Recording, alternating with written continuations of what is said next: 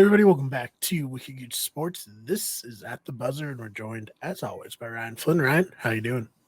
I'm doing well, Brian. Thank you for asking. Yeah, very excited to get talking about some Celtics news. Just general catch up. Last week we covered, the NBA generally. We're going to want to start doing that more often with football season winding down. We'll have more free time to really dive into the NBA, as it were. But in today's episode, we're talking about the Celtics, who currently are first in the East, up 1.5 games on the Brooklyn Nets, who are also very hot right now. They're playing great. So yeah, how are the Celtics doing right now? So the Celtics are on a three-game win streak after a really disappointing loss to the Thunder without SGA. Yeah, 150 to 117. Not Yeah, great. yeah. You almost want to argue that cancels out that blowout they had against the Suns, but Right. no. But I mean, a big thing is, and it started most notably with the Nuggets, is we've kind of talked about this, the kind of offense they're running. They're shooting a lot of threes. Mm, And the issue you're going to run into is when those threes aren't falling. right. That game, their shots were not falling. I think they played better than the score indicated. Other than that, they were really trying to stay into it. But I mean, the Nuggets arguably the best offense right now, like as it stands right now in the NBA. All their shots were falling. Mm, Bruce Brown of all people was shooting like 78% from three. I'm not sure exactly. And right. then if you moving forward, even last game, I think we shot. I want to say we shot like 21%. I know one between that game against the Bulls and the Spurs game. One game they shot 27%. One game they shot 21%. And Mm, even against the Mavericks, they shot worse, but we shot 37%, which is better. And honestly, 37% is solid, but it's still not as good as where we were at. When we were people were saying we were undisputably the best offense in the league. So I think that's just going to happen. That's kind of a growing pain. That's kind of when you're relying that much on the three-pointer. What I really liked, what I saw from them was, we out rebounded the Bulls. That's huge. Like to see them continue to lock in more defensively. Again, pointing back to the rebounds. Rob Williams, even though he got just as many rebounds as Tatum, they both had 7, I think. Horford had like 8, something like that. mm. You just see having Rob around the rim, that does help a lot, especially when the shots aren't falling. Yeah, so I was about to ask. I'm glad you brought that up. Rob's been back for a little while now. He's been able to kind of get established. I believe he's no longer limited on minutes, so he's like fully back for real. How Rob big of a Unleashed. boost? What was that? I said Rob Unleashed. Yes, Rob Unleashed. Time Lord, he's here for real. But yeah, how much of a help has that been for the Celtics, like getting a player of his caliber back? Oh, I mean, even when he's not contributing the manner he did previously, just having him as a roaming defensive threat, having him as a lob threat, Mm-hmm. having him just bouncing around everywhere. Like I think we talked about at some point, like one of the first games, he's just tipping the ball like from the half court during transition. He's just everywhere. So I think having that presence and having also them knowing like, yeah, there's another big man besides Al Horford who's older that we have to worry about, and he's one of the most dynamic paint defenders in the league. Right. An incredible athlete. So I think that helps a lot, and I think as we see his minutes go, hopefully that's just going to improve the Celtics overall more and more, and I'm hoping you're going to see that defense really like rise up. Yeah. So obviously Marcus Smart was injured. He's going to be missing a few games here. Who are you looking to step up in his absence? Well, it's got to be a combination of everyone, right? Smart's done a really good job of like pivoting to this more facilitating point guard. And that works really well because you got two guys in Tatum and Brown who, benefit from having the ball, like to have the ball, can you can run the offense through them at different points, especially Tatum, obviously, and not take anything away from Brown. It's just, obviously Tatum's in the MVP conversation, and then but I think also you're looking at Derek White as another scrappy guard who's more defensive minded. He's been really hot from three, or was. I think last game, I have to check. He scored like 8 points. Like he's still getting his contributions in there. You're obviously looking for him to step up a little bit. I'd have to look at the rotation, what they're looking at. I would think maybe they have him in at point guard. Maybe they still have Brogdon off the bench. I mean, I wouldn't mind personally seeing Brogdon at the point guard position for a little bit, but that more, I think I could see where that could throw off the balance of the team. Like Brogdon has really been willing to step back in an impressive way and contribute really meaningfully while playing less minutes, putting up less points. I mean, this is a 20-point per game starting point guard previously, right. And he's just coming off the bench, kind of filling in any of those like wing roles as needed, and facilitating a lot. I mean, he's like 4th in 3-point percentage still. I think he's shooting at like 45%, which is incredible. So, I mean, yeah, you want to see definitely Brogdon and White step up. Everyone else, it's a team effort for sure. And luckily, I mean, no one can replace what Marcus Smart does, that kind of energy. Yeah. But, just honestly what he brings to the team, intent, like chemistry-wise, just. Yeah, he's almost like the heart of the team, Yeah, and I mean, it's very different, but it's like if you talk about like a Jordan and a Pippen with like Rodman, and then you talk about like, Thompson and Curry with Draymond, like Marcus Smart really is kind of like, he's like that guy, Yeah. He's like that third guy. He's like kind of, just the glue. The glue. He kind of does all the different little things. He's like kind of like a super role player, you'd almost say. Yeah. Yeah, like you said, I mean, he's adjusted his game to having these two superstars on it, where, earlier in his career, he was, he'd shoot a lot more. I think that's fair to say. Yeah, we still see flashes of that, but he is a league average shooter, but he definitely has, the problem you often have with some players is that they're hesitant to shoot, and he kind of often looks like that schoolyard kid. It's like, dude, how sick would it be if I make that shot and like just shucks it up? It would be sick for sure. It would be really sick. Yeah, it's a lot of sick looking shots I think I'm in, I was just gonna say, I think the series against Brooklyn last year, game 1, when he passed instead of taking that shot, and Tatum was able to hit the game winner from right under the hoop, that really like epitomized his transformation as a player. Oh yeah, it says everything. He, and again, that's working with the coaching staff, and he appears to get along well with Missoula as well. I think both of them went to like a college game. I think Oklahoma State, like when they were in the Thunder. So that's just good that you hear that kind of stuff. That the team has that kind of rapport with their coach. Oh, definitely. Especially Smart. Yeah. Well, I want to use that Brooklyn series as a transition. How do you think the Celtics stack up to Brooklyn right now? They're probably the biggest, threat to overtake the Celtics in first place, if anyone does. They've been on a hot streak, but KD, he got hurt, right? Yes, he's going to be out, as far as we know, for a month. Oh, so yes. Okay. Yeah. Oh, man, I didn't realize it was that bad. All right. It changes the whole conversation. Yeah, I knew he's hurt, and I was listening to some podcasts this morning, and, confirmed it was going to be out for a month. And, obviously it's never great when someone gets hurt for a variety of reasons.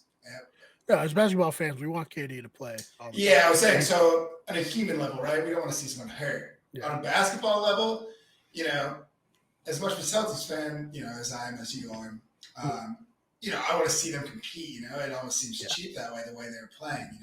I'm pretty disappointed I don't get to, At the same time, there's part of you that's like, all right, the Celtics have a much better chance of winning, but you'd like to see that matchup. You'd like to see how we stack against them when they're playing at this level.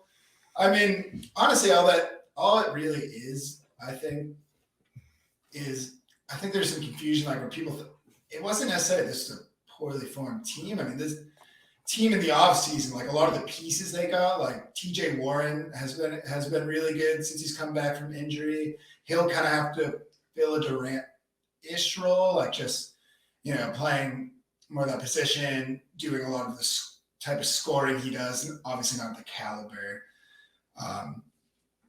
So they had him, you have and then you have shooters like Seth Curry and Joe Harris, complement really well, especially, when you have Simmons in to defend Claxton. I mean, this team has a lot of pieces. It was just a matter of, is Durant going to be engaged?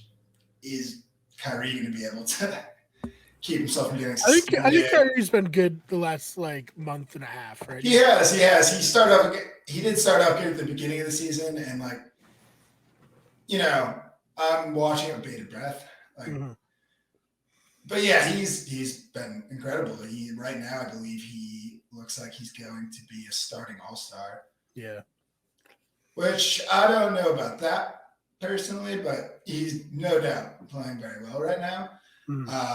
Durant, MVP caliber, he's right up there with Tatum. I mean, he's been incredible. And he's been really locked in on defense. And I think the reason you're seeing all these guys buy in, it's not to put any blame on Steve Nash. It's kind of unfortunate how it worked out. But clearly that team wasn't gelling. Yeah. No. And you just kind of look, this kind of player Steve Nash was, the adjustments he was making. I don't know that he was defensive-minded in the way, and it kind of makes sense when I can see Durant's frustration. Steve Nash from the Suns not defensive-minded? That's crazy. I mean, he logged a lot of steals. Yeah, but I'm just saying, the offense they ran, that's what basically what the defense. Yeah. But the teams you see, the Celtics have been trying to kind of run. The Pacers run. I mean, that's what the Suns were doing that. What, at this point, it was 30 years 2008, ago. 2009. Yeah, 20 years? Yeah, when it was not. No. It was not the norm at all.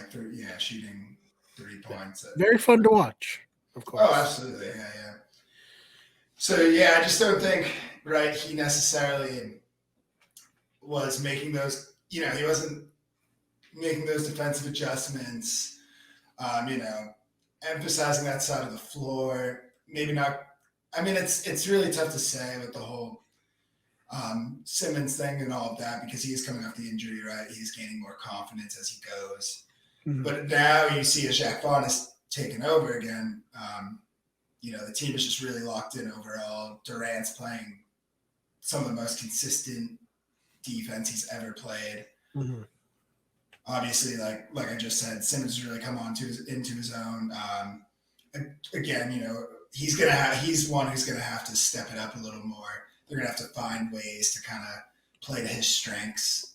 Glad to see that he is doing well, though, with everything that's happened around him for the last year and a half. And I mean, it's important to note too his stats, and I want to say he's driving to the rim a quarter as much as he was in Philly, and you're just when I watched them against the Pelicans, you saw a little more of that that was a few days ago. You saw a little more of a Friday. You saw a little more of that willingness to be aggressive and kind of the space he can create for other players, and just how good he is at getting guys open 3-point shots. I mean, that's he was the best. I think he was when he was at his peak, he was by far the leading scorer for 3-point assists. Right. Which, is obviously incredible on that team. Well, the knockdown shooter, not to mention Watanabe. I mean, you put him on top of Joe Harris and Seth Curry, and then you have literally probably the, two of the most impressive, most talented scorers of all time, really. Offensive players. I mean, Durant and Kyrie, on that end of the floor, unreal, obviously. Oh, yeah. So, you throw all of that thrown together, I just think, it works really well. Jacque Vaughn got them all to lock in more defensively. I think part of it, too, is definitely buy-in at that point. It was to the point of no return. Sometimes it's just not working. You got to cut someone loose. But, it's interesting. I also like Jacque Vaughn a lot, like the beard, and great beard. But also what I think is really interesting about him is kind of like Ime. He was this really, probably definitely played a little more Ime, but very low level NBA player, Mhm. Had to scrap to stay on teams, didn't get a ton of minutes. It's interesting how those kind of players can become such effective coaches, Yeah. And even, work with, kind of work with different players, because I think like even Simmons had kind of at one point, or sorry, not Simmons, Nash had said he would like Simmons to be like more like a Draymond Green. But if you look at it, I mean, there's so many differences in their temperament, their style of play, right? Like, but also like, looking at like Ben's strengths, or, he's much better in some areas than Draymond is, as crazy as that's going to sound to people. Like, obviously, Ben Simmons is faster. He's got more finesse, on the defensive end. He's obviously taller, more athletic. I mean, there's just a lot of ways. So I think basically what I'm saying here is Jack Bond, is able to find ways to play to these guys' strengths, kind of be like, I just scrap to be in a team. You guys have to, play to your strengths, play with each other, and they're all buying it. Definitely. Which is right now. Yeah, we'll keep an eye on it. Obviously, the Durant injury, not great for them, but we'll see. Anything else that we didn't get to that you wanted to talk about? I guess we're just comparing the two at their peak. It's very tough to say with the Nets. I would caution people. Yes, they're playing really well right now, but remember, like, we're emphasizing KD and Kyrie. I believe that if they're going to both play basketball, it's going to continue like this. It's just a matter of, especially when KD's off the floor for a month, we really have to see how Kyrie responds to this adversity. And again, I could be wrong. I do think there's a chance the Celtics might have the Nets number just a little bit, maybe not to the degree that we have the Warriors have ours, but I think especially after that sweep, you saw the way we played against them last time. I do think there's a chance, we might, given the matchup right now, we might be pretty good at breaking them down, but I could be completely wrong in that. We'll have to see. Yeah, we'll just see. I think I will pick the Celtics to win tomorrow because Durant is out. And I think that's just a game they're going to be locked into. They're definitely, as we know, they're a team that sometimes needs a fire lit under their ass, right? Mm-hmm. You saw like they blew out the Mavericks after losing previously, right? Mm-hmm. To the Thunder. Sometimes they need something like that. I think playing a team that could usurp the first place, and a lot of people just being like, yeah, this team's better than you, or, I don't even think Jalen's not really in the conversation right now for a starting spot in the All-Star game, which is very surprising to me. Kyrie's got that starting spot. I don't know if that's, KD's creeping up to Tatum. Obviously, overall, career-wise, he's a lot more proven. I'm not sure if that stuff means anything to them. I'm sure it does to some degree. Yeah. So we'll see. All right. Well, thank you so much for your time. If you guys want to check out more of our stuff, we got tons of videos covering all the major sports here on Wicked Good Sports. You can follow me on Twitter at @theFakeBMarts, BMARR. Channel is on Twitter at Wicked Good Sport, and at WG Everything, Instagram Wicked Good Everything, Twitch at twitch.tv/Wicked Good Everything, and on TikTok, search Wicked Good Sports, search Wicked Good Everything. Again, Ryan, thank you so much for your time. Thank you, Brian. Appreciate it. And we'll see you in the next one.